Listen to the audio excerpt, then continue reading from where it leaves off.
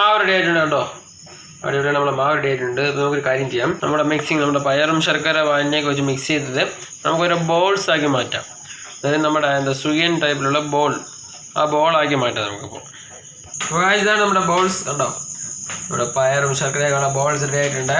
വേറെ ഒന്നും ചെയ്യേണ്ട, ഇത് നേരെ എടുക്കുക, നമ്മുടെ മൈദാമാവിലേക്ക് ഒരു മുക്കുക, അങ്ങ് നേരെ എണ്ണയിട്ട് പൊരിക്കുക. സുഗിയൻ റെഡി. ഇപ്പോൾ നമ്മളൊരു പാനിൽ കുറച്ച് എണ്ണ എടുത്ത് ഒഴിച്ച് വെച്ചിട്ടുണ്ട്. വെജിറ്റബിൾ ഓയിലാണ്. പിന്നെ നല്ല തിളച്ചിടക്കുകയാണ്. നമുക്ക് നേരെ എടുത്തുനിന്ന് വിടും. അപ്പോൾ ഏകദേശം ഒരു 5 മിനിറ്റ് നമ്മൾ റെഡിയാകും. എന്താണ് നമ്മുടെ സുഗിയൻ 5 മിനിറ്റ് റെഡിയാവും. അപ്പോൾ നമുക്ക് എന്തായാലും കഴിക്കാൻ വേണ്ടി വെയിറ്റിംഗ് ആണ്. കണ്ടോ നമ്മുടെ സുഗിയൻ നമ്മുടെ മോദകം കൊണ്ട് റെഡി ആയിട്ടുണ്ട്. അടിപൊളിയാണ്. അപ്പോൾ എല്ലാവരും ട്രൈ ചെയ്യണം. വളരെ ഈസിയും ടേസ്റ്റി ആയിട്ടുള്ള ഒരു ഐറ്റമാണ്.